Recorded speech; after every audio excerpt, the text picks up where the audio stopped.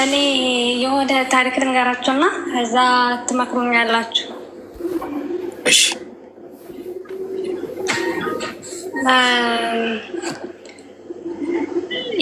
ከዛሬ አመት ምናምን በፊት ማለት ነው የተፈጠረ ታሪክ ነው እና የተፈጠረው እንደዚህ ነው።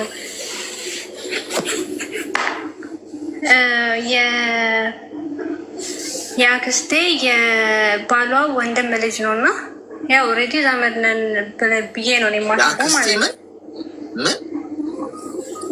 የባሏ ወንድም ልጅ ምንድነው? ትንሽ ውስብስብ ያለ ነው። እሺ።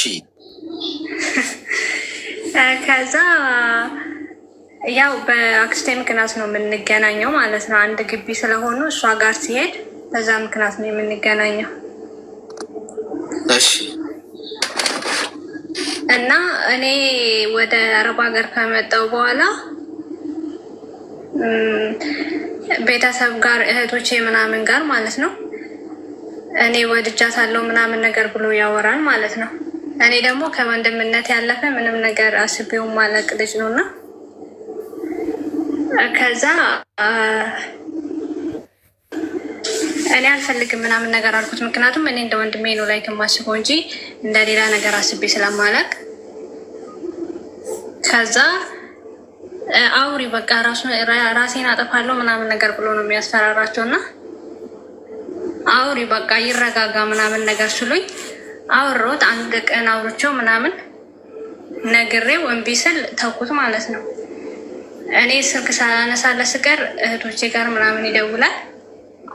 ከዛ እንደዚህ እያለ እኔ ላይ እረፍት ቤተሰብ ጋር ገባው ማለት ነው ከዛሬ አመት ምናምን በፊት። ከዛ እንደገባው በጣም መጣ ቤት ምናምን ያስጨንቅኛል። እህቴ ጋር ነበርኩኝና በጣም ሲያስጨንቀኝ እኔ አልፈልግም ምናምን ነገር አልኩት።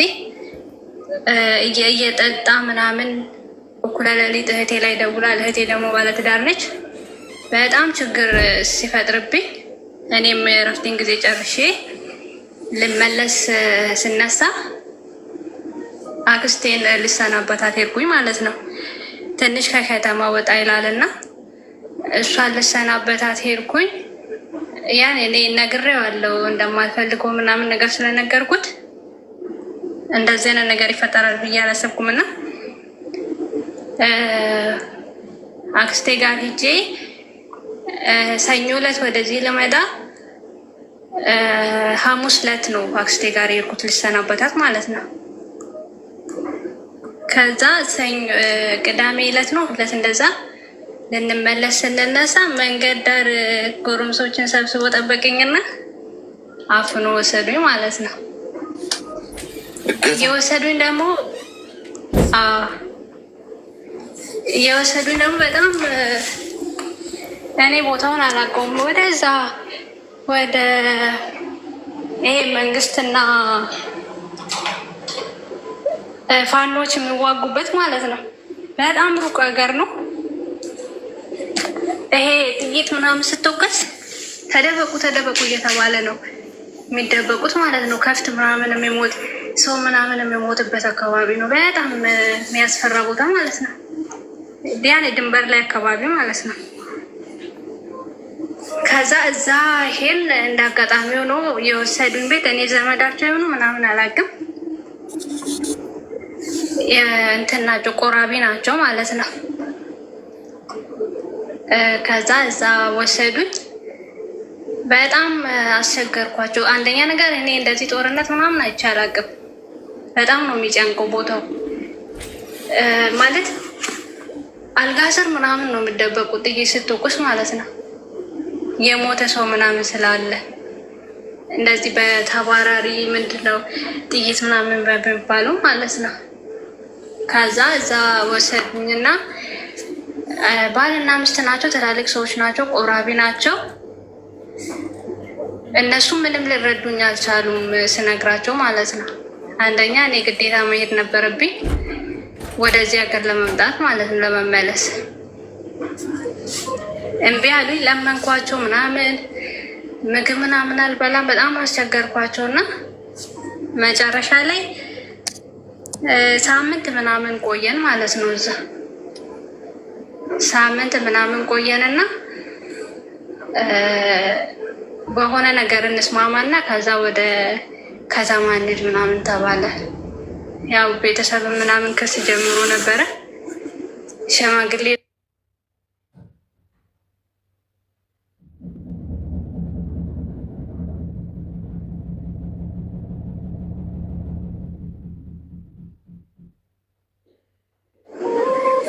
የሆነ ወረቀት ላይ ተስማምታለች ፍቃዷ ነው የሚል ፈርሚ ሲሉኝ ግዴታ ያለኝ አማራጭ እሱ ስለሆነ ፈረምኩላቸው ማለት ነው።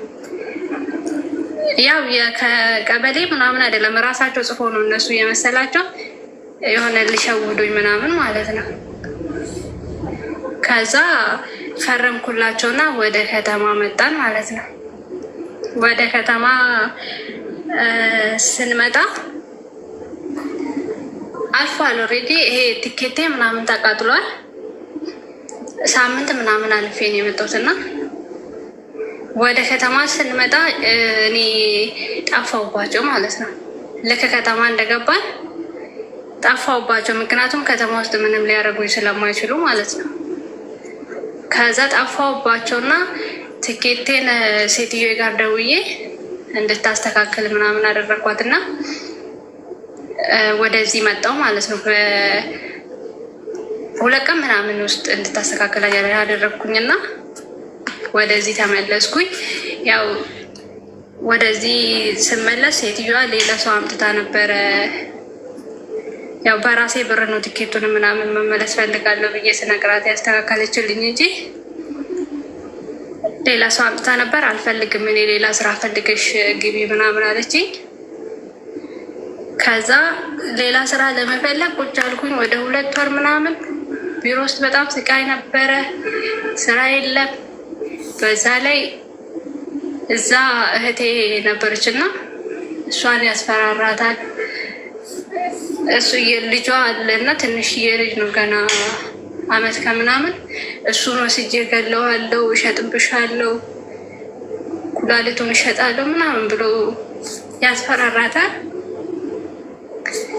ስራም የለኝም፣ ስራም ፈትቻለሁ። በዛ ላይ ደግሞ እሷን እንደዛ ሲያስፈራራት ምናምን በጣም ጭንቅ ነበረና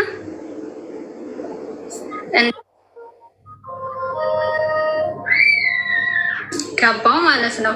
ከ2 ወር ወደ 2 ወር ምናምን 2 ወር ከ15 ቀን ምናምን ተቀምጬ ስራ ገባው። ስራ ገብቼ ተረጋጋው ስል ደግሞ እዛ ቤተሰብ ጋር እየሄደ ብሬን በልታብኝ ነው ሄደችው ምናምን። ቤተሰቦቹ ራሱ የልጃችን ብር በልታብን ነው ሄደችው ይላሉ ቤተሰብ ጋር እየሄዱ ማለት ነው። ከዛ ቤተሰብ መቶ ስጠይቀኝ እኔ የለኝም ማለት ምንም አይነት ብር አልተቀበልኩት። የሚገርመው ለስላሳ እንኳን ገዝቶልኝ አያውቅም። እኔ ሌላው ይቅርና ብሩ ልበላው ይቅርና ማለት ነው። ከዛ እህቱ የእሱ እህት ስታወራኝ እኔ አልበላውም እንጂ ብበላው ራሱ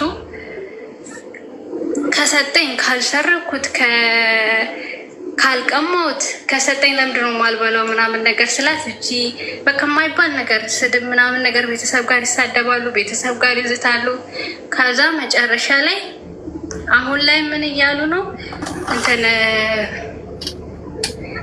ይሄ መተት ምናምን አላ መተት ምናምን እናስደርጋለን ምናምን ነገር እያሉ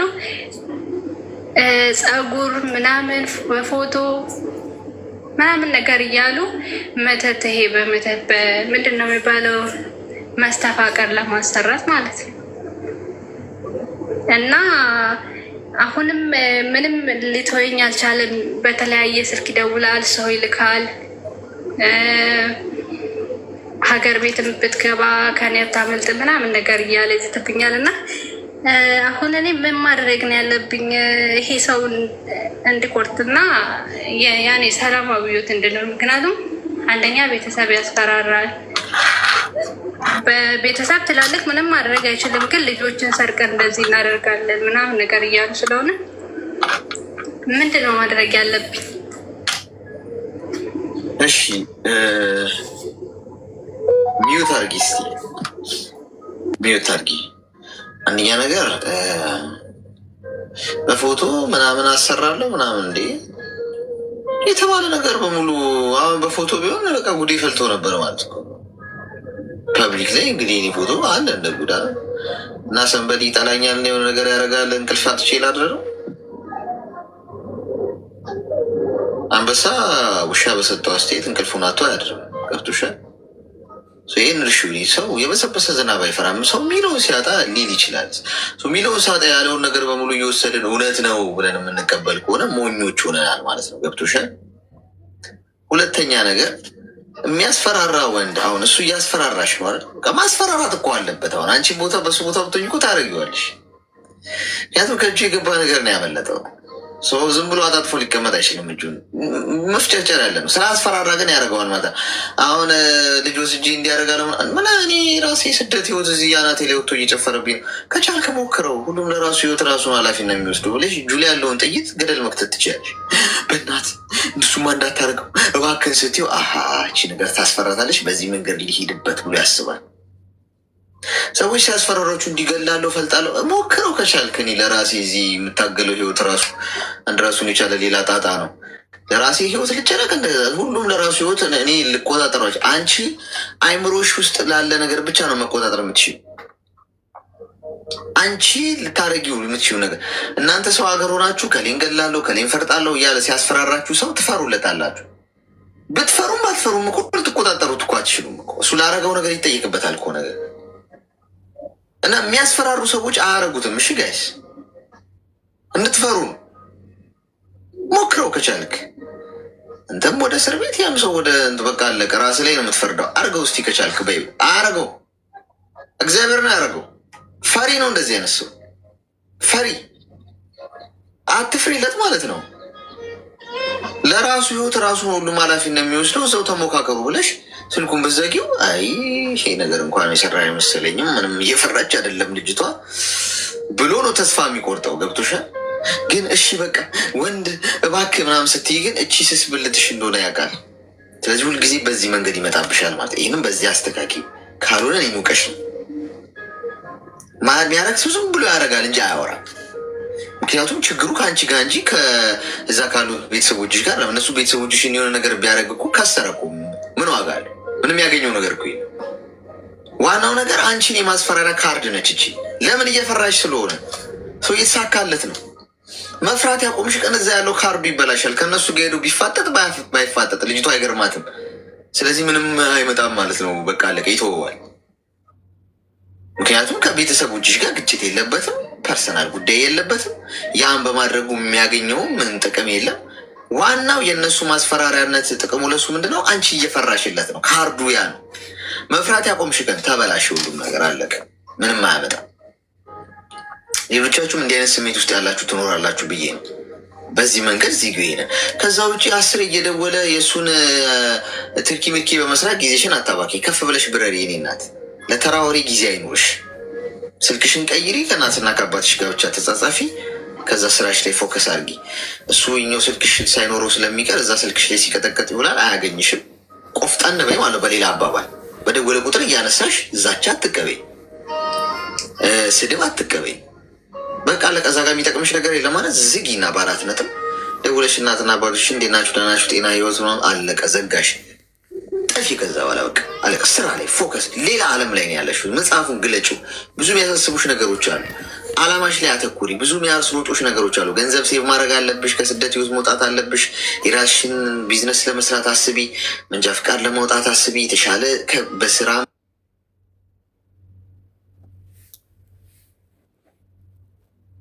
እንደዚህ አለኝ እኮ ዛሬ፣ እንደዚህ ዛተብኝ እኮ ዛሬ። አቅልሎሻል። አየሽ፣ ስማርት መሆን ማለት ለተራው ነገር መልስ መስጠት አቁመሽ ትኩረትሽን የስኬት ማማ ላይ ለመድረስ መሮጥ ነው። ተግባባን? አዎ አሌክስ፣ አመሰግናለሁ። የሚዝትባችሁ ሰው አንድ ደውሎ ከዛተባችሁ ከዛ በኋላ እናንተን እንዳያገኝ ብታደረጉት በቃ ተጠናቀቀ። ቆፍጣና መሆን ማለት ያ ነው። ፈርስቷን ዝቶብሽ ከዛ በሚቀጥለው ማንስተሽ የሚቀየር ነገር ያለ መስሎሽ ታወሪዋለሽ። እሱ እንደውም በጣም ትኩረት ያገኘ ነው የሚመስለው። ትኩረት መንሳት ስትጀምሩ ሁሉም ነገር ይቀየራል። ትኩረት ያደረግሽበት ነገር እንኳን እኔ የሆነ ብር ተበልቼ ነበረ የምትረዳኝ ነገር ካለ ብዬ ነው። የሆነ ብር ተበልቼ? ምን አጋጥሞሽ ነው? ማለት ብር የበላኝ ደላላ ናት። ምን እንደተፈጠረ ነገር ይንስ? እዚህ እኔ የመጣሁበት ቢሮ ነበር የምትሰራው። እሺ። ከዛ በኋላ እኔ መጥቼ ትንሽ ቆየውና እህቴና ወንድሜን ለማምጣት ፈለግኩኝ እዚህ። እሷ ደግሞ እዚህ ሰው ታመጣለች። እኔ ስልኳን የለኝም ነበር፣ ከጎረቤት ልጆች ላይ ተቀበልኩኝ። እነሱም በእሷ ነበር የመጡት። ከዛን ተቀብዬ አወራኋትና እሺ ብላ ተስማማች። ግን ቅድመ ክፍያ ትከፍያለሽ፣ ቅድሚያ ቀብዲ አለችኝ። ከዛን እሺ ያልኩና ተስማማውና ቀብዲ ከፈልኩ። እህትሽ በ2 ወር ነው የምትመጣ፣ የአሮጊት ቤት ትግባ።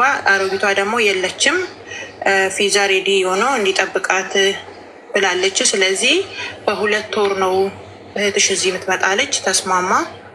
80 ሺህ ብር ክፈይ ያለችኝ። 80 ሺህ ብር ከፈልኩ። 20 ሺህ ብር ቀረ ማለት ነው። 100 ሺህ ብር ነበር የተስማማ ነው። ከዛ ትንሽ ቆይቼ እሷ ደግሞ ለወንድ ሰው ካለሽ ንገሪኝ፣ ጠቁሚ ምናምን ትለኛለች። ጥሩ ቦታ አለ ሱቅ ምናምን፣ ወንድም ምናምን ካለሽ እዚህ የሚመጣ ሰው ወይም ደግሞ የጎረቤት ሰው ራሱ የምታውቂ ካለ ጠቁሚኛለች። ምን አይነት ነው ስራ ምናምን ብዬ ስጠይቃት ሱቅ ነው ብላ ነገረችኝ። ከዛ እኔም ደግሞ በቃ ጥሩ ቦታ ከሆነ ለምን ወንድሜ አይመጣም ብዬ ከዛ አናገርኳት። የነገርሽኝ ቦታ ላይ ሰው ገባ ወይ ብዬ ስጠይቃት ኧረ አልገባም አለችኝ። ከዛ እንደዚህ ወንድም አለኝ ስላት እሺ በቃ ችግር የለውም ሱቅ ነው አስገባልሻለሁ፣ ፎቶ ምናምን ላኪ አለችኝ። የፓስፖርት እስካን ማለት ነው። ላኩ። በ40 ቀን ነው የሚመጣው አለችኝ። በ40 ቀን አልቆ እዚህ ይደርሳል ብላኝ። ከዛ ቅድመ ክፍያ 200 ሺህ ብር ክፈይ አለችኝ። 200 ሺህ ብር ከፈልኩ ማለት ነው። ከዛ አንድ ላይ 280 ሺህ ሆነ። ከዛ አሁንም ተመልሳ ትንሽ ቆይታ ሰውዬ እኮ ግማሽ ብር ካልጨመርሽ ብሎኛል 50 ሺህ ብር ያስገባለች። ከዛ ኧረ አይሆንም እሱ ሲመጣ ነው የምከፍለው ምናምን ብዬ ተከራከርኳት። ስልክ የሰጡኝ ልጆች አሉ፣ እነሱ ጋርም ደውላ ምናምን ተናገረች ማለት ነው እሷ። ከዛ እኔ እዚህ ቢሮ ስለምሰራ የትም አትሄድም ብዬ 50 ሺህ ብሩን ጨመርኩላት። እሺ ተባብለን እየሰራው ነው ብላ እኔም እየጠበቅኩ ነበረ። ከዛ በመሀል የእህቴ ቀኑ ደረሰ። ቀን ደረሰና ደውላልኝ ሴትዮዋ 1 ወር ጨምራለች አለችኝ። በዛ መኪና ከዛ ተጣላንና ከዛ ከሳምንት በኋላ ሴትዮ መታለች። ፊዛ መጥተዋል፣ የቀረውን ብር አስገቢልኝ አለችኝ። 20 ሺህ ብር ነበር የቀረብኝ። እሷ መልሳ 30 ሺህ ብር ነው አለችኝ። እንዴት እንደዚህ ያለ የተስማማ ነው ምናምን ስላት 10 ሺህ ብር በቃ ትኬት ትጨምረዋለህ፣ ባሬን የሚመጣ በ3 ሀገር ውስጥ ነው ታውቂያለሽ አንቺም፣ ስለዚህ በቃ አይሆንም ብላ ተጣላን። እሺ ብዬ 30 ሺህ ብሩን አስገባውላት። ፊዛ ላኪልኝ መጀመሪያ ስላት ካላስገባሽ አልክም አለችኝ። ከዛ እሺ ብዬ አስገባውላት። ጠዋት ነበር ያለችኝ፣ እኔ ማታ ነበር ያስገባውላት ብሩን። ከዛ እሺ አሁን ይኸው ልኬልሻለሁ አስገቢልኝ ስላት አንቺ እኮ ብር ለማስገባት ቆየሽ አለችኝ።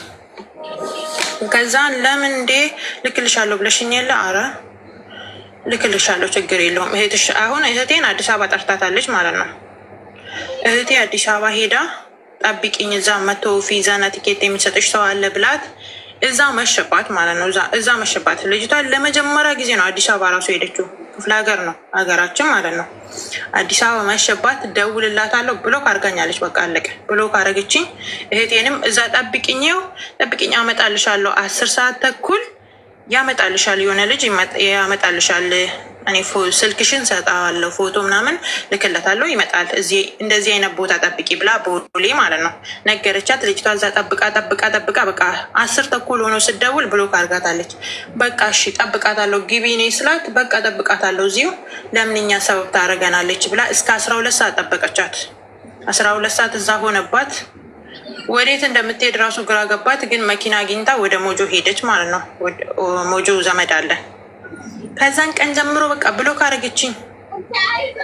እስከ ዛሬ ድረስ አታናግረኝም። ቢሮ ስደውል ከኛ ቢሮ ለቃለች አሉኝ ማለት ነው። ቢሮ ለቃለች፣ ግን ያለችው እዚሁ ባህሬን ነው ያለችው። በምን መልኩ ነው የምታውቂያት? እኔ የመጣሁበት ቢሮ ነው የምሰራው። የምትሰራው? አዎ እኮ የምትሰራበትን ቢሮ አናናገርሻቸው? አሁን ስደውል ለቃለች አሉኝ ከቢሮ ማለት ነው። እኮ አንቺ እሷን በግል አውርተሻት ነው ወይስ ቢሮውን ላይ ያናገር? እኔ እና እሷ አውርተን ነው። ለምን ከእሷ ጋር በግል ማውራት ፈለግሽ? እኔ ቢሮዎቹ ማለት ብዙ ጊዜ የቢሮ ስልክ የሚያነሱ ፊሊፒኒዎች ናቸው። እሺ፣ ከእነሱ ጋር ደግሞ መግባባት አልችልማ በቋንቋ። አሁን እጅሽ ላይ ምን ምን ማስረጃዎች አሉሽ? አሁን ጉዳዩን ወደ ህግ ነው መውሰድ ያለብሽ። ገብቶሻል? አሁን ያለኝ እንትና ይሄ የሪከርድ አለኝ፣ ከእሷ ጋር ያወራ ነው ሙሉ አለኝ። ግብር ያስገባሽበት ያስገባበት ደረሰኝ አለኝ። ብር ያስገቡ እህቴና የእህቴም እህቴ ነች፣ የወንድሜም ወንድሜ ነው ያስገባ እዛ ማለት ነው ኢትዮጵያ እኮ። አሁን ይህንን ጉዳይ ይዘሽ እዛ ባህሬን ከሆነ ያለችው ጉዳዩን ወደ ፖሊስ ውሰጂው። ገብቶሻል? በጣም ኢምፖርታንት ነገር ነው። ፖሊስ ውሰጂው ጉዳዩን። እንትን ምንድነው የጽሁፍ ማስረጃዎች፣ የድምፅ ማስረጃዎች፣ ገንዘብ ያስገባሽበት ደረሰኞች፣ ሁሉ ነገር ስላለሽ ይሄ በጣም ቀላል። ገብቶሻል? ወደ ህጉ ውሰጂው። እዛ ክስ ጀምሪ፣ ትመልስልሻለች እዛ ሀገር ከሆነ። ምክንያቱም እንዲህ አይነት ቦታዎች ላይ ሲሪየስ ነው እንደዚህ አይነት ጥፋት ማለት ነው። ከዛ ደግሞ ኢትዮጵያም እንደዚሁ ክስ መስርች፣ ሁለት ቦታ እዚህም እዛም። ከዚህ ደግሞ ሄደ እዛ ብትሄድ እንዳታመልጥ ማለት ነው። ግን አሁን ሌሎቻችሁ ከዚህ መማር ያለባችሁ ነገር አንድ ነገር አለ። ሰውን አምናችሁ ወደዚህ ያመጣላችኋለሁ እንደዚህ እንደዚህ የሚባል አይነት ነገር አታርጉ ጋይስ። ማንም የማምጣት መብት የለውም። በህጋዊ መንገድ ከሆነ የሚጠይቅ ተቋም ከሆነ ተቋም ነው፣ ጥሩ ነው፣ በቃ ጠይቃላችሁ። ፐርሰናል ከግለሰብ ጋር እኔ አሁን ብዙ ሰዎች ይሉኛል እንደዚህ ወንድሜን ወይ ደግሞ ወንዶች እንደዚህ ለስራ ወይ ደግሞ ሴቶች ወደዚህ መምጣት የሚፈልጉ ካሉ አንተ ሚዲያ ላይ አክቲቭ ስለሆንክ ምናምን ከኛ ጋር አብረህ ብትሰራ ምናምን አልሰራም። እንዲህ አይነት ነገር ነገ ተጠያቂ የምሆነው እኔ ነኝ። ገብቶሻል? መንግስት ከሆነ አሁን በመንግስት ደረጃ ከሆነ ከመንግስት ጋር ልትሰሪ ትችላለሽ ማለት በቃ ተቋም ነው። የሆነ ሲሆን ነገር ቢሆን ጠይቂዋለሽ። ግለሰብ መጥቶ እንደዚህ ስራ ሰው ከመጣ ምናምን ነገ ቢጠፋስ ገንዘቡን ይዞ ማንም ለማንም ኃላፊነት አይወስድም። እህቴን ወንድምሽን ላምጣልሽ እህትሽን ላምጣልሽ ሲሉ ከግለሰቦች ጋር ትደራደራላችሁ። እንደ ተቋም ትልቅ መንግስታዊ የሆነ ተቋም ጋር ምናምን ቢሆን ኦኬ፣ ገብቶሻል? በቃ ተቋም ነው፣ የሚታወቅ ነው፣ ትልቅ ነገር ነው። ስለዚህ ምንም የሚፈጠር ነገር የለም። ልጠይቅ ምትይ ትችላለች። ፐርሰናል ግለሰብ ከሌላ አመጣዋለሁ ማምጣት አይችልም። ስለዚህ እኔ እናት እንደዛ አድርጊ እሺ። ይህን ጉዳይ ወደ ህግ ነው መውሰድ ያለብሽ በትክክል ዛሬ ነገ ሳቲ ገባባ። እሺ እዚህ ከስሻት ነበረ፣ ግን እዚህ መጠየቅ አትችይም ተብዬ ነው። ለምን? ብሩ የገባው እዛ ስለሆነ። አዎ ኢትዮጵያ ደረሰኙ እዛ ስለሚል እዛ ክሰሺ እያሉኝ ማለት ነው እኮ። ስለዚህ እዛም እኮ መክሰስ ትችላለች። ታዲያ የምትፈሪው ነገር አለ? አረ ምንም ነገር የለም። በቃ ወደ ገደለው። እሺ እሺ፣ አመሰግናለሁ። ኧረ እባካችሁ እንደው ብትሰሩ እንደዚህ እባካችሁ። ኧረ ጋይስ ለምንድነው ማትነቁት? ወደ ዱባይ ከሌላ አምጣለ ምናምን ግለሰብ እንኳን ግለሰብ አሁን ዱባይን በተመለከተ የዱባይ የኢማራት መንግስትና የኢትዮጵያ መንግስት የዚህ ስምምነት እንኳን የላቸው። ከሳውዲ ጋር ምናምን እንደነበረ አስመቻለሁ ቆይቷል። አሁን ይኑር አይኑር አላ ከሳውዲ መንግስት ጋር የኢትዮጵያ መንግስት ተነጋግረው ሰራተኛ ጉዳይ ደሞዝ ተወስኖ ምናምን ተሰልጥነው ሰልጣኞች ወደዛ ሀገር እንዲሄዱ የደሞዝ መጠናቸው በዚህ መጠን ምናምን ተብሎ አይ ቲንክ አረት ባለሳሳት ሳውዲ ዱባይ የለም ጋይስ። ዱባይ ወንድምሽን ላምጣልሽ እና ስራ ላስገባሽ የለም። ስራ እንደዚህ በደሞዝ ተነጋግሮ ምናምን የለም። አምጥቶ በቪዚት ቪዛ ያመጣልሻል። ከዛ እዚህ ማቀቃል የሰራተኛ አመጣጥ እንትን የለም። ወደዚህ ገና አስከማቀው ድረስ ሳውዲ አለ ተነጋግረዋል። ስለዚህ ብታልፉ ለምን አይሻላችሁ? እኔ እንኳን የሆነ ልንገርህና እንደ ሀሳብ ሼር ታደርገኛለህ፣ ትነግረኛለህ። እሺ እሺ። የተዋወቁት ልጅ ነበረ። ልጅየው በጣም ቆንጆ፣ መልካም፣ ሰው አክባሪም እንዲሁም ትሁት ነው ለእኔ እና እንዳልከው ወንድ የሆነ ልጅ ነው። የተዋወቅ ነው እንትን ላይ ነው፣ ትምህርት ነገር ነው።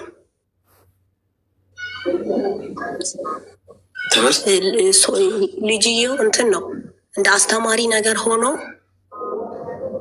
እኔ መማር የምፈልጋቸው የሆኑ ትሬዲንጎች አሉ።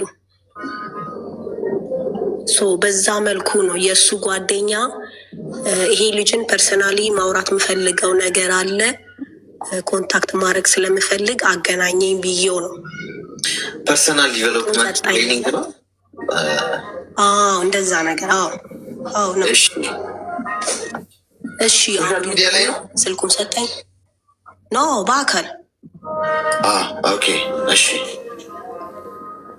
ከዛ ስልኩን ወሰድኩኝ፣ ጀስት ደወልኩለት፣ አወራን። ብዙ ነገሮች ነበረ ሰፖርት የሚያደርገኝ። ብቻ እንደዛ እያለን ተዋወቅን። እሱ ጋም ያለውም ይነግረኛል። እንደዛ እያለን ብቻ ሀሳቦችን እየተቀያየርን አንዳንዴ ስለ ቤተሰብ ያወራል፣ ስለ መንፈሳዊ ሕይወት፣ ብቻ ሁሉም ነገር እንደ ፍሬንድ ነው የምታወራው ነው። ከዛ ከሆነ ወቅት ምናምን በኋላ ጀስት ጓደኛ እንድትሆኝ ይፈልጋለው ነገር አለ። እኔም ልጅየው ደስ ስለሚለኝ ወደፊትም ስለሚያስፈልገኝ ያው እንደ ሴትም መግደርደር ተደግድር እሺ ምናምን ነገር አልኩት። ጀስት ፍቅረኝነቱም የሆነ ወራት አብራን ሄደን አሳለፍን ምናምን ነገር። ከዛ የእሱ ጓደኛ አለው ማለት ሚስት አለችው እና ይሄ ልጅኛው ቤት በሆነ ብቻ አብረን እዛ ቤት ሄደን የሆነ ፕሮግራም ተዘጋጅቷል። በሳምንት አንዴ ቅዳሜ ፋሚሊ ታይም ምናምን እናሳልፋለን። ከዛ ሄደንና እሷም አለች እኔም ሁለቱም እንዳሉ ጀስት በቃ ቆንጆ ፋሚሊ ታይም አሳለፍን። አወራን ስለ ህልማችን፣ ስለ ማሳካት ስለምንፈልገው ምናምን ብቻ ብዙ ነገር ሀሳብ ተለዋወጥን፣ ተቀያየር ምናምን ነገር ሄደን እንደዛ ኔክስትም እንደዛ በወር ውስጥ 4 ሳምንት እንገናኛለን። ከዛ ቤት ጎረቤት ነው መሰለኝ እሱ እንደነገረን የተለያዩ 2 አይነት ሴቶች እዚህ ቤት ይመጣሉ ምናምን ተብሎ የልጁ ቤት ተከራይ አሉባልታ ይደርሰዋል ምናምን ነገር ለቤቱ ባለቤት እሱ የተከራየበት ቤት ጎን ማለት ነው። እነሱም ተከራይ ናቸው እና ለቤቱ ባለቤት ነው የሚናገሩት። ብቻ ሌላ ሰውም ብቻ የሆነ እንደ መልእክት ነገር አስተላልፎ ነው መሰለኝ ማቃጠር ነው የሚባለው ምንድን ነው ብቻ እንደዛ ነገር እና ሰው ፐርሰናል አከራዩ ልጁ መጥቶ ነገረው። እኔ እንደዚህ አይነት ነገር አልፈልግም ምናምን ነገር ብሎ ተቆጣው ምናምን እና ምን አለ ይሄ በእንትኑም ከሆነ ይሄ በእስልምናውም ከሆነ እኔ ኃላፊነት ወስጄ እንደ አባት ልጅየው አባት የለው መሰለኝ ይሄ እንደ አባት ነገር ነው የሚያየው። እንደ አባት ከኔ የሚጠበቀውን ነገርም ፕሮግራምም ድግስም ተዘጋጅቶ የሚደረገው ነገር አለ መሰለኝ እንደዛም ተደርጎ ምናምን ብቻ እኔ ኃላፊነት ወስዳለሁ። ግን እዚህ ቤት የሆነ እንደ ሀራም ነገር እዚህ ቤት መሰራት የለበትም። ታርጎ አታርጎ እኔ ማውቀው ፖይንት የለም ግን መደረግ የለበትም ምናምን ብሎ ብቻ እንደ አባት መከረውና ለእኔ ጋር መጥቶ ሲያስረዳኝ ነበርና ኦኬ እሺ ተባለ። ቀን እንኳን እሺ ጀስት ፋሚሊ እንደምታሳልፉ ምናምን ስለማቅ ችግር የለውም ግን ማታ እንደዚህ መሆን የለበትም። ናይት ኮቺንግ ምናምን ይኖረናል ብቻ ቤት ውስጥ ማለት ነው እና እንዲህ መሆን የለበትም አለ። እሺ አለን ምናምን። ከዛ አሁን ሳምንታት ምናምን አካባቢ ድጋሚ 2ኛም ዙሩም እንደዛ ነገረው። 3ም ባለቤቱ ኃላፊው ማለት ነው የቤቱ ባለቤት። ከዛም በኋላ ምንድን ነው ያለኝ እሷን ማማከር አለብኝ ነገር አለው እኔን ማለት ነው። ሰርጉም ከሆነ ምኑም ከሆነ እሷን ላማክራትና ብቻዬን መወስነው ነገር ስላልሆነ እንደዛ ነው እኔ ምለው ምናምን ነገር ብሎ ይነግረዋል። ታዲያ አንተ ምንድን ነው ሀሳብክ ስለው እኮ ሀሳብሽን ንገረኝና የሚፈረም ነገር አለ ፊርማውስ እንዴት ነው የሚሆነው? እኔ ምንም ማውቀው ነገር የለም በህጋዊ ነው ያለኝ። እሱ ሳይሆን የቤቱ አከራይ ሳይሆን ሌላ ዋና ነገር አለ መሰለኝ። ስለ ፊርማ፣ ስለ ህግ፣ ስለ ምናምን የሚያውቅ ነገር ከሱ በተሻለ ሌላ ኤክስፔሪንስ ልምድ ያለው ሰው ማለት ነው ሲነግረኝ፣ እኔ እንደተረዳሁት ነው የምነግርህ። እና እሱ ጋር ነው ሄደክ በትክክለኛው መንገድ በስነ ስርዓቱ ትዳርም ከሆነ ይሄ እንደ ውል መፈራረም ይሆን አይዶን ነው ብቻ ግን እንደዛ ነገር ነው ያለው።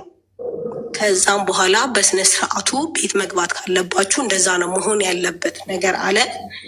ሰው እንደዛ ሆነ። ሰው አሁን ደግሞ ቀጣይ ለኔክስት ዊክ ምናምን ቀጠሮ አስይዞኛል።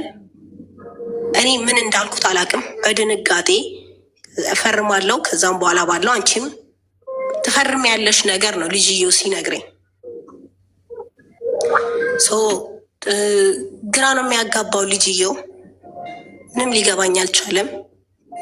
ብቻ እንደዚህ ነው። ፊርማው ግን አልገባኝም። ምንድን ነው ፊርማው? ይሄ የትዳር ነገር ነው ማለት ይሄ የትዳር አጋሪ እንድትሆኚ እፈልጋለሁ ነገር ነው የሚለው ልጅየው። ለምንድን ነው እንደዛ እንድትሆኚ የፈለገው እሱ?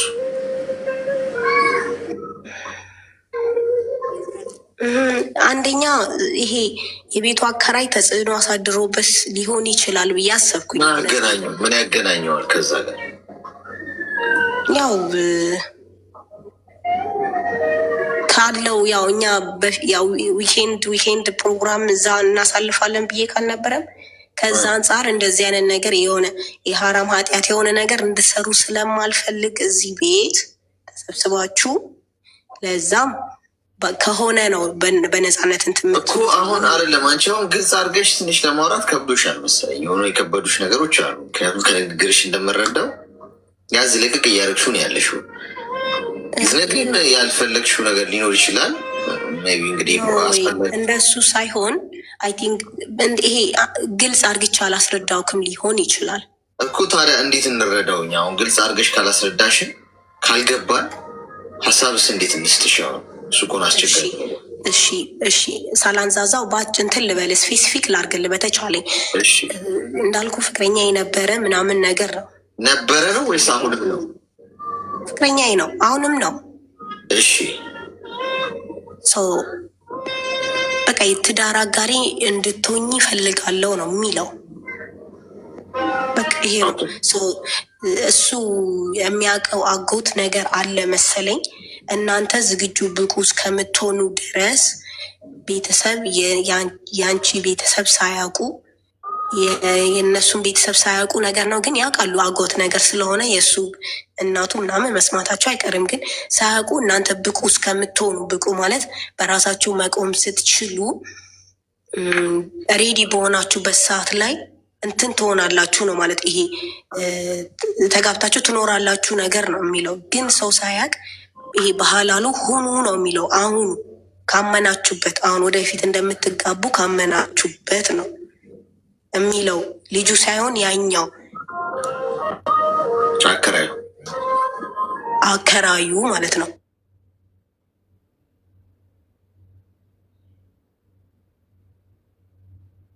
አዎ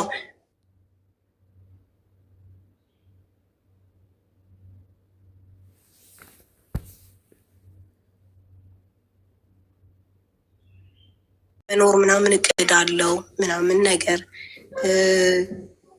በኋላ ላይ ምን እንደሆነ አላውቅም። ብቻ እኔ ስለ ትዳር መፈራረም ስለ ሕግ ምናምን ምን እንደሆነ አላውቅም። ኢንቱም የለኝም። ይኸውልሽ አሁን አንደኛ ነገር በድብቅ መሆኑ ለምን አስፈላጊ አይደለም። አሁን ሀሳብ ስጥ ነው አይደል ያልሽኝ?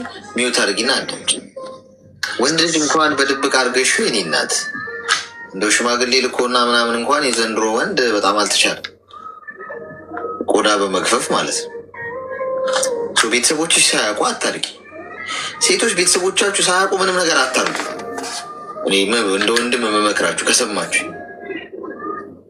ይህ መጥፎ ነገር አይደለም። ቤተሰቦቻችሁ ሳያውቁና ሳይፈቅዱ አትራመዱ። ቤተሰቦቻችሁ ናችሁ ያሳደጓችሁ። ቤተሰቦቻችሁ ናቸው ኃላፊነት የሚወስዱት ለህይወታችሁ። ስቲል ብትታመሙ የሚደርሱላችሁ፣ ብትወድቁ የሚያነሷችሁ። ገብቷችኋል? አባት አልፈልግም እከሌን አታግቢ ሲልሽ፣ እናት ታይ እረፊ ሲልሽ፣ ቁጭ ብላችሁ ተነጋግራችሁ ለመተማመን ሞክሩ እንጂ ይህ በአፍጥማችሁ ተተከሉ። እኔ ፍቅር ይዞኛል እኔ የምወደው እሱ ነው ብለህ አትሂጂ። ተደብቃችሁም አትሂዱ። አሁን እንደዚህ በቃ ሳይፈቅዱ እነሱ ሳያውቁ አጎት ያቀለውን አይደለም ቤተሰብ አውቆ ሽማግሌ መላክ አለበት። ይህ ሰውዬ ለብሮ ማያገባሽ እንዴ? ገርል ፍሬንድ ብትኖረኝና ከወደድኳት ከወደደችኝ እስቲ በዚህ ሰዓት ለምሳሌ ወደ ገደለው ነው እኮ መገባ። የእኔ እናት ምንድን ነው ወገቤን ራሴን ጭንቅላቴን ምናምን ማለት ሌላ ችግር ከሌለብኝ መስተቀር ከጀርባ ማራምደው ነገር ወይ ካላመንኩበት ያንን ግንኙነት ወይ ሌላ ቀይራለሁ ምናምን የማለት እሳቤ ከሌለኝ፣ ለምሳሌ ገንዘብ ችግር ከሆነ አብሬያት በአገባት እንደውም ወር 2 ጥረት ይሆናል እኮ አይደል? ቴንክ ሶ ማች አድራይ በአገባት ለምሳሌ በቃ እንደው የወደድኳት ልጅ ብትኖር እሷም ከወደደች እንደው ምንም በቃ ስራዬም ገና ላስተካከል የምለው ነገር እንኳን ካለ እሷ ብትጨመር ሆቴል ያሳኳለሁ። እንደው ሞር ድርብ እንትን ነው የሚሆነው፣ ጥረት ነው የሚሆነው። እኔ 10 ብር ብሰራ እሷ 10 ብር ብትሰራ 20 ብር ሰራን ማለት ነው። አይሽ ደብል ይሆናል ጥረቱ። ማስተካከል የምፈልገው ነገር እንኳን ቢኖር ደግሞ እሷ ደግሞ ብትደመር ምን ይሆናል? ይቀለኛል፣ ሞር ረዳት አገኛል። ተፈቃቅራችሁ ፍቅረኛ ሆናችሁ ምናምን ቆይ ዛሬ ወገቤን ጭንቅላቴን እያለ 2 ዓመት 3 ዓመት 5ኛ ዓመት የፍቅረኝነት ጊዜያችሁን አንቨርሰሪ እያላችሁ የምታከብሩ ሰዎች ንቁ። በቃ አድቫንቴጅ የተያዘባችሁ ነው፣ አለቀ። አይፈልጋችሁ የሚያዘው ዝም ብሎ እድሜያችሁን እየበላው ነው። ስለዚህ እኔ እናትና አባትሽ ሪስፔክት አድርጊ። መጥቶ አሁን እሱ በድብቅ የቤት ኪራዩ ማሟያ ሊያደርግሽ ነው። ነገ ቤተሰብ የማያውቀው ጉዳይ ነው። አሽቀንጥሮ ይጥልሻል። የት ታውቂያለሽ? ስለዚህ እኔ ቤተሰቦቼ ሳይፈቅዱ በሀላል ሳይሆን በቃ ሀላል በሆነ መልኩ ነው ላረግ የምፈልገው ይህን ነገር ብለሽ ለቤተሰቦችሽ ነግረሽ በትክክል ሽማግሌ ልከህ ቤተሰብ ጋር ቤተሰብ ፈቅዶ እሺ ብለው እንጋባና እንኑር አብረን በህብረት እንደግ፣ እንስራ፣ እንለወጥ አንድ ላይ ምትወደኝ ከሆነ ብለሽ ይህን ጥያቄ ነው ማቅረብ ያለብሽ እንጂ እንዲህ ሲልሽ እሺ ብለሽ ማለት የለብሽም። ስለዚህ ይህንን ጠረጴዛ ላይ አስቀምጪና በዚህ ሀሳብ ማይስማማ ከሆነ ችግር አለበት ማለት ነው። እውነት እንደ ወንድ ነው የምነግርሽ። ምክንያቱም ልጁ ይወድሻል፣ ትወጂዋለሽ፣ ተግባብታችኋል። አንቺ ህይወቱ ላይ ብትደመሪ እኮ ሞር እኮ ሰክሰስፉል እኮ ነው የሚሆነው። እንደው ግን ቆይ አሁን አይደለም ካለሽ ግን ምንድን ነው አለ ማለት ነው ምቲንክ። ስለዚህ አስቢበት። ተግባባ? አዎ በእርግጥ አንተ እንዳልከኝ ብዬው ነበረ። እኔም እንደውም ቢዝነስ ዘርፉ ላይም ስላለው እሱም የተለያየ አይነት ስራ ዘርፍ ላይም ይሰራል እና እንደዚህ ብናረግ ቆንጆ ሆኖ ነው የሚለው። ገንዘብ አለው ግን በቂ ነገር አይደለም ብሎ ነው የሚያስበው። በቂ ማለት ምን?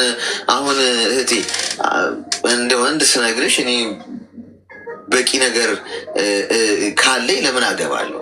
በቂ ነገር ሲኖረኝ የማግባት ሀሳብ የለኝም።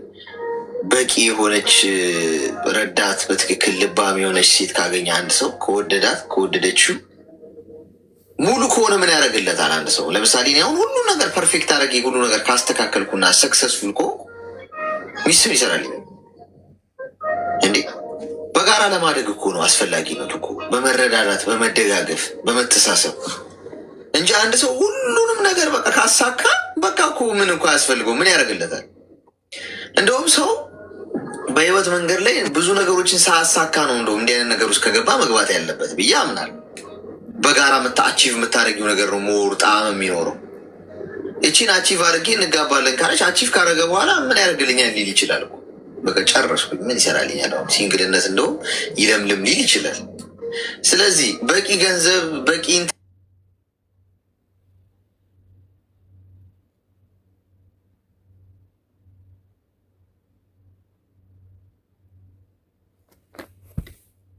እሺ ቴንኪው በጣም አመሰግናለሁ። እሺ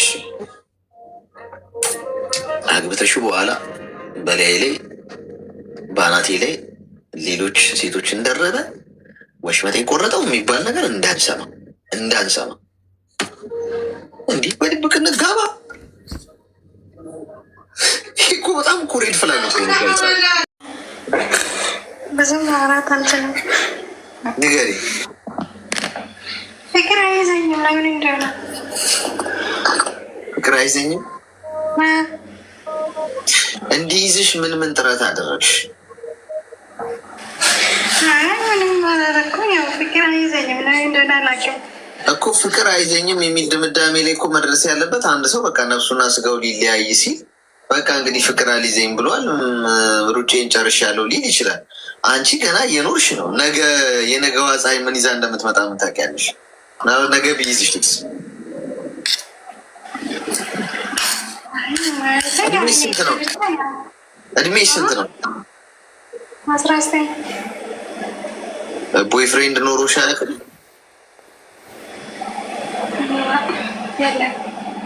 ምንም ምንም ጎበዝ እና ገና እኮ ነሽ። አሁን እኮ ለአንድ ህፃን ልጅ መሪ እንደ መስጠት ነው። አሁን አንቺ ፍቅር የያዝሽ ማለት አንድ ገና 10 ዓመት ምናምን የሆነውን ልጅ መኪና ነዳ ብሎ መሪ ማስጨበጥ ማለት ነው። ማለት ሰው ይሰድበኛል፣ ወንዶቹ ይሰድበኛል፣ ራስሽን ታካብቻለሽ ምናምን አንቺ ከማበልጠሽ ነው ምናምን ይለኛል፣ ይጀነጅኑሻል፣ ያወራሉ። ግን እኔ ያው ቆይቼ ነው መልስ የምሰጠው። ያ ሰዓት ደግሞ በቃ አካብድሽ ምናምን ምናምን ብሎ ይሰድቡኛል። በምንድን ነው የምታወሪያቸው?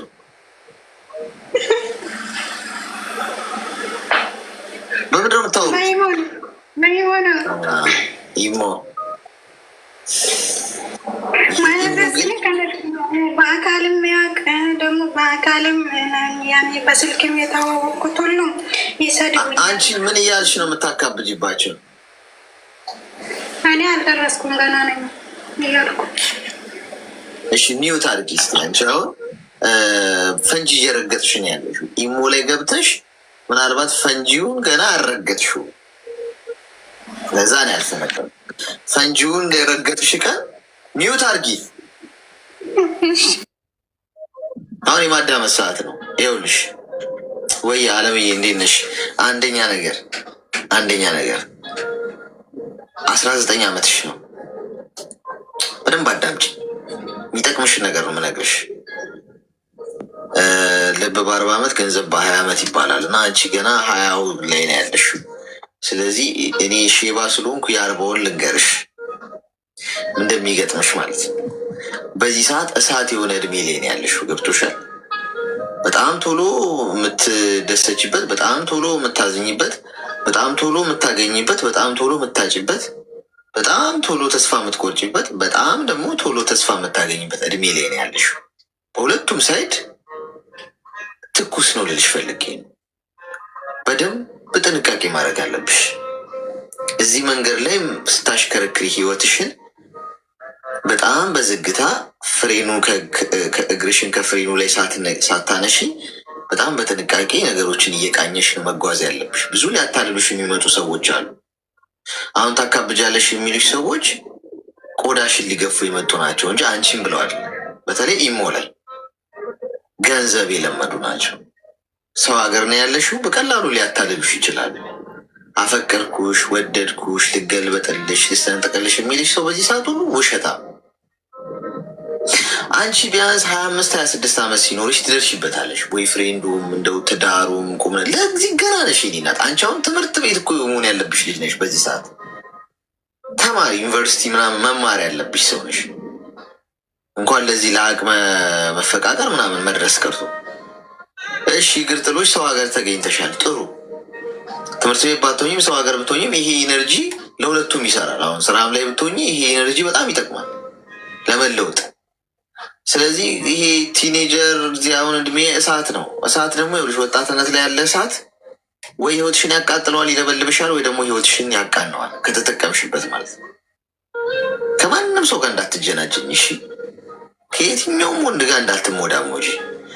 ኢሞ ላይ ያሉ ወንዶች ውሸታሞች፣ ቀጣፊዎች፣ አንቺ ቤት ኪራይ እንድከፊለት የሚያደርግሽ ገና ትንሽ ጀነጅንሽ እና ቪዲዮ ኮል ክፈቺ ላውራሽ የሚልሽ ከዛ ቪዲዮ ስታወሪ ቀርጽሽ እና ልጅ ነሽ አንቺ ምንም የምታውቂው ነገር የለም እንደዚህ አዋርድሽ ያለው እንዲያደርግሽ ያለው እዛ ገንዘብ ላኪ ለማለት ከዛ ልጅ ነሽ፣ ቤተሰቦች ይህን እንዳያውቁ ብለሽ አንቺ ደግሞ እድሜ ልክሽን ለወንድ ስትገፈግፊ ትኖሪያለሽ። ይሄ ይኸውልሽ እኔ 40 ላይ ስለሆንኩ የሚሆነው ነው የምነግርሽ። ገብቶሻል? ምክር ከሰማሽ ከዚህ ትድኛለሽ። አይ ብለሽ እንደ ቀላል ካሰብሽ ደግሞ ህይወትሽ ይበላሻል። ህይወትሽ የሚበላሸው በአንዴ አይደለም፣ በአንድ ቀን አይደለም። በጣም በተደጋጋሚ እዛ ነገር ውስጥ ስትሄጂ ነው። እሺ ከኢሞ ውጪ እዛ ጥቅም የለውም። እኔ የምመክርሽ በዚህ ጊዜ የምታገኛቸውን ገንዘቦች በሙሉ አስቀምጪ። እቅድ ይኑርሽ። ቀስ እያልሽ መንጃ ፍቃድ ስለማውጣት አስቢ። ሰክሰስፉል እንዴት ሆናለው? ቢዝነስ ሰው እንዴት ልሆን? አሁን 19 ዓመትሽ ላይ ገንዘብ መያዝ ከጀመርሽ እኔ በአንቺ እድሜ ላይ ገንዘብ መያዝ ብጀምር ኖሮ ይሄኔ እኔ እናት ከሚሊዮነሮች ተርታ አሰለፍ ነበር። ገብቶሻል? ስለዚህ አንቺ ገና ስለሆንሽ ይህንን አጋጣሚ እናንትን ለለውጥ ተጠቀሚበት። አትጃጃይ። እድሜ ገደብ አበጅት። አሁን 25 ዓመትሽ ሲሆን ትደርሽበታለሽ። በቃ አሁን ከዚህ እንወስን። 25 ዓመትሽ ላይ ሲኮን ትደርሽበታለሽ። አሁን ስራ ላይ ተግባባል እና አካብጂ በደንብ እሺ። ማካበድ ጥሩ ነገር ነው። በጣም ጥሩ ምርጥ ነገር ቢኖር ማካበድ። በጣም አካባቢ ነው ሆነ ያለብሻሽ። በጣም ጥሩ እየነገሩሽ ነው ያሉት። ተግባባል። ከአሌክስ ማለት አሁ ገብተኛል። እኔ ሲጀመር አውርቼም አላውቅም። ሲጀመር ሲደውሉ ራሱ አላነሳም። ያው በሳምንት አንዴ ነው ሪኮርድ ራሱ መመልሶ ቴክስት ምናምን ማለት ነው። ግን አንድ ነገር አለኝ። እሱ ምንድነው ኢቶች ወንድሞቼ ውጭ ሀገር ነው ያሉት፣ ሳውዝ አፍሪካ ማለት ነው። እነሱ ያስቸግሩኛል። ምን እያሉ ማለት ያው ደርሰሻል ምናምን እያሉ በቃ ብዙ ጊዜ ለምኑ ነው የደረሽ? ለትዳር ማለት ነው። እኔ እኮ ገና ነው 19 እንዴት ደርሳለሁ ምናምን 19 ማለት 18ም ከሆነሽ እኮ ደርሰሻል ምናምን ይላሉ። በዛ ሁኔታ ከይሄ ጋር ራሱ ተጣልተናል። ማለት የሆነ ልጅ ነበር ያ ልጅ አፍቅር ምናምን ስትል አልፈለግም ምን ያልደረስኩም ብዬ መልስ ሰጠውና እና ያው ያ ሁኔታ ላይ ነው ያለን። ወንድሞቼ እህቶቼ ያስቸግሩኛል እና ምን ይሁን? እኔ ደግሞ ፍቅር አይዘኝም፣ ፍቅር የለኝም። ለምን እንደሆነ አላውቅም። ይኸውልሽ ወንድምሽና እህቶችሽ ለአንቺ ህይወት ኃላፊነት ሊወስዱ አይችሉም ብያለሁ። በ19 ዓመትሽ አሁን አንቺ ብታገቢ አንድ እውነት ልንገርሽ፣ ትፋቻለሽ። ለምን እንደምትፋች ልንገርሽ። ማግባት አይደለም ቁም ነገሩ። ሚዩት አድርጊ።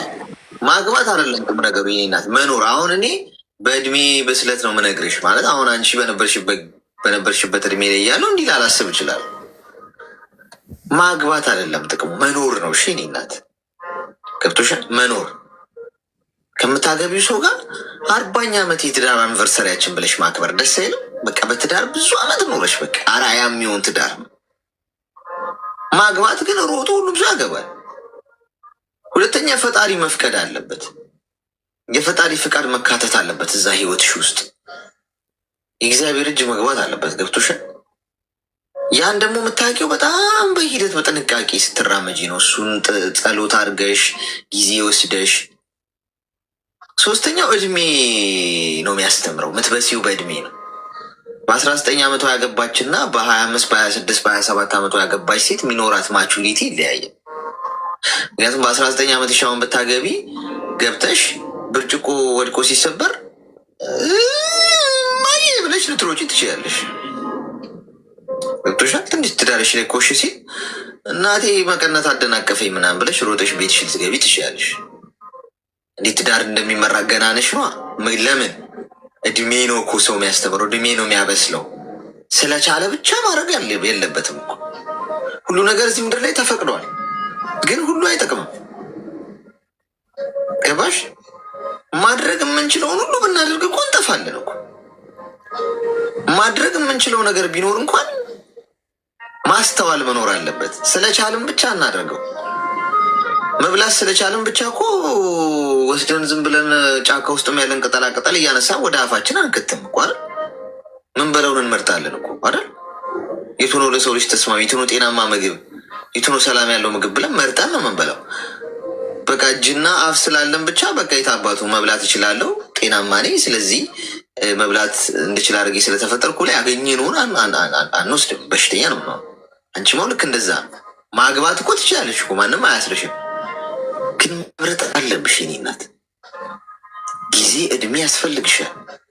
ገብተሽ ችለሽ ትከሻሽ ሰፊ ሆኖ ትዳር እንዴት እንደሚመራ በእድሜ ተምረሽ የእድሜ ብስለት ኖሮሽ ካልገባሽበት እንዴት ጫንቃሽ ሊሸከመው ይችላል? በ19 ዓመት ሻውን ብታገቢ። አሁን ቤተሰቦችሽ እየገፉሽ ስለሆነ እኔ ማስተዋሉ እንድትይዥ ነው መነግረሽ። ኦኬ ጨቀጨቆሽ፣ አገባሽ። እንዴት ነው ባልሽን ትሪት የምታደርጊው? እንዴት ነው ባልሽን የምትገነዘቢው የምትረጂው? እድሜ ገና ነሽ። በዚህ በ19 ዓመትሽ ያ እድሜ ጊዜ አልደረሰም። ቅድም የሰጠውሽ ምሳሌ ይሄ ነው። ለአንድ ለ10 ዓመት ልጅ መኪና ንዳ ብለሽ መሪ ብታስጨብጭው ሊቀመጥ እኮ ይችላል ሹፌሩ ቦታ ላይ። መኪናውን ግን ገደል ነው የሚከተው። ገና አልደረሰም ለዛ። ስለዚህ ተረጋጊ። ሰው የሚልሽን ሁሉ አትስሚ። ሰዎች ሂጂ፣ ግፊበት፣ ንጂ፣ ወደፊት ይሉሻል። የእነሱ ህይወት አይደለም ያንቺ ነው። አንቺ ግን መንገዱን ማየት አለብሽ። ጊዜው መቼ ነው? አሁን ነው ወይ? ስለዚህ እኔ ምናልባት የምነግርሽ ነገር ወደፊት ነው ጠቃሚነቱ የሚገባሽ። 25 ዓመት 26 ዓመት ሲሆንሽ ነው እንደዚህ አይነት ነገር ማሰብ ያለብሽ። በቃ ለዛ እኮ እድሜው ራሱ ሬዲ ነው። በቃ ጊዜው ራሱ ይነግርሻል ሁኔታው። እስከዛ ወጥረሽ ሸቂ፣ ገንዘብ ያዥ፣ እውቀትሽን አዳብሪ፣ ትምህርት ተማሪ። ተግባባን?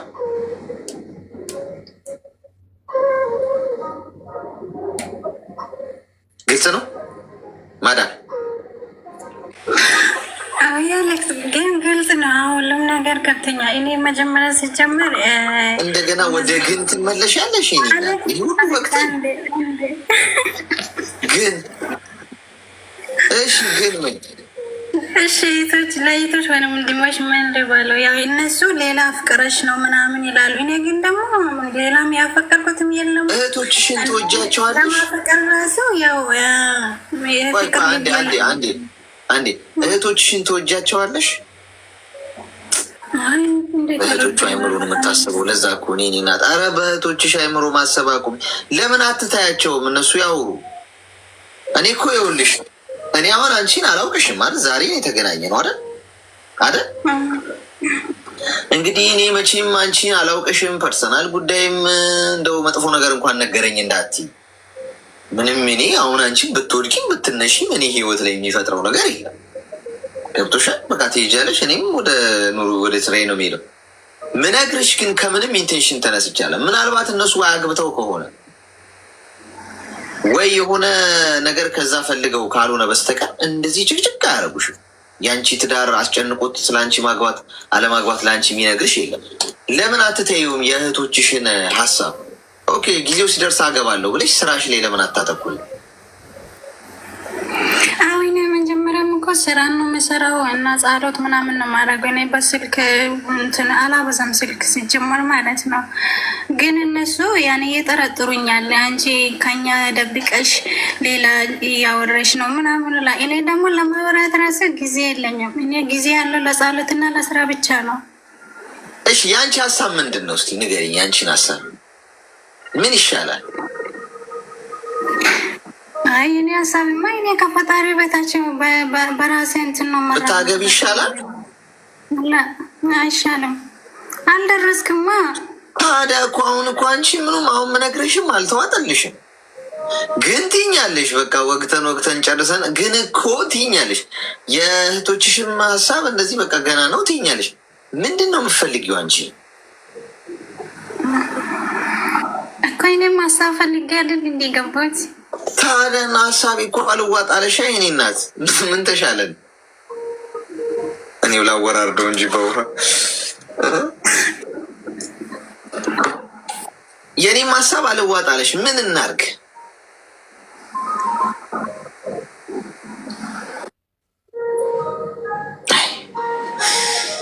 ደወሉባት የኢሞቹ ይሰማል።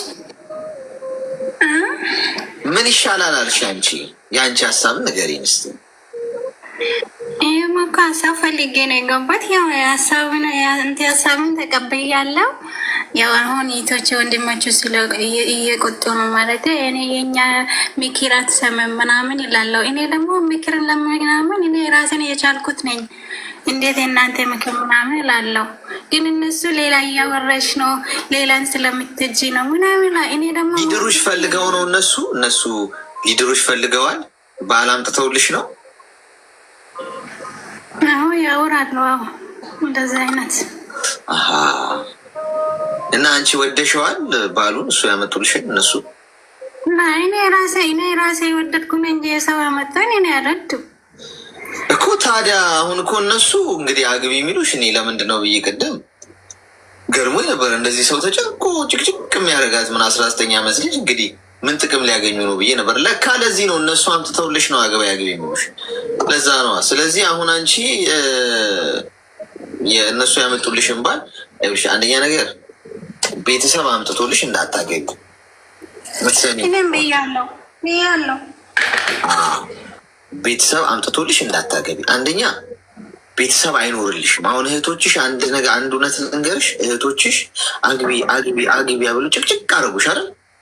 እሺ ብለሽ እነሱ ያመጡልሽን ባል አገባሽ። በአንቺ እሳት እነሱ አይቃጠሉም። እነሱ ጥጋቸውን ይዞ ነው የሚሞቁት እሳቱ። አንቺ ነሽ የምትለበለቢ። ቻል አድርጊልሽ። ነገ የሚደበድብሽ ወንድ ሊሆን ይችላል፣ የሚንቅሽ ወንድ ሊሆን ይችላል፣ የሚያዋርድሽ ወንድ ሊሆን ይችላል።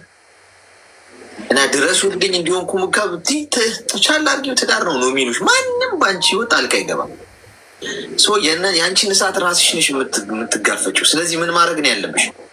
ፍሬን ትይዣለሽ። አሁን ምንም አልፈልግም ብለሽ ስራ ትሰሪያለሽ። በራስሽ ፈቃድ የወደድሽውን ያፈቀርሽውን የመረጥሽውን ሰው ጊዜው ሲደርስ ታገቢያለሽ። ከዛ ውጭ እነሱ መጨቅጨቃቸውን አያቆሙም። አንቺም አትረበሺ። እስቲ እናስብበታለሁ እያልሽ ስራሽ ላይ አተኩሪ። ብልህ ሁኚ። ገብቶሻል? እሺ አመሰግናለሁ።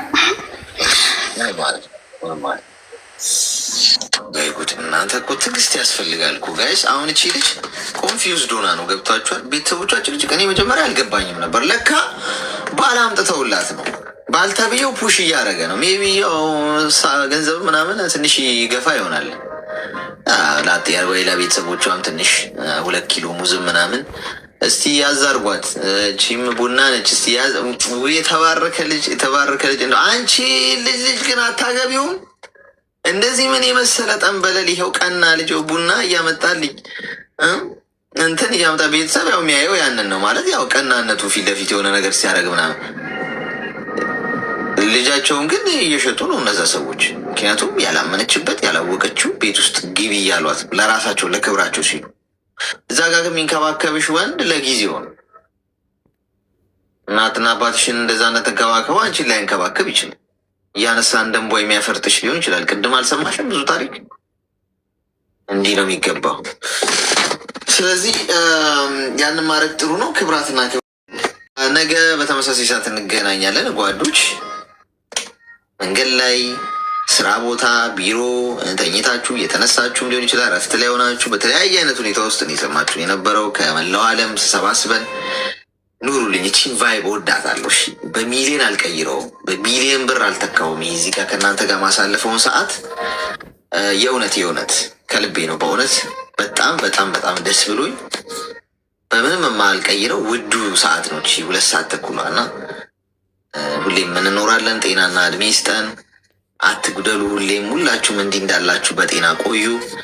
ነገ እንገናኛለን። እወዳችኋለሁ። መርቀን እሺ። ክፉ ክፉን አያሳያችሁ፣ ደግ ደጉን ያሳያችሁ። በሄዳችሁበት ሁሉ እግረ እርጥብ ያርጋችሁ። እናንተ የነካችሁት ሁሉ ይለምልም። የሰራችሁት ወርቅ ይሁን፣ ይብዛላችሁ። ጤናውን አብዝቶ ይስጣችሁ። ህመም አያገኛችሁ። በዚህ አመት በተለይ ደግሞ የምታስቡት ሁሉ ይሳካላችሁ። ከክፋት በቀር አይምሯችሁ ውስጥ ያለን መልካም ነገር ሁሉ ያሳካላችሁ። ህይወታችሁ ውስጥ ያሉ በጎ የምትሏቸውን ጥሩ የምትሏቸውን ሰዎችም ሁኔታም ምንም ነገር ፈጣሪ ይጠብቅላችሁ። ያልታሰበ ሲሳይ ይስጣችሁ። የነካችሁት ሁሉ ይለምልም። ሳሩም ቅጠሉም እናንተስ የተገኛችሁበት ሁሉ ይለምልም፣ ይመር። የሰው ፍቅር ይስጣችሁ በሄዳችሁበት ከህፃን እስከ አዋቂ። እሺ፣ እወዳችኋለሁ። ነገ እንገናኛለን። ላቪ ኦል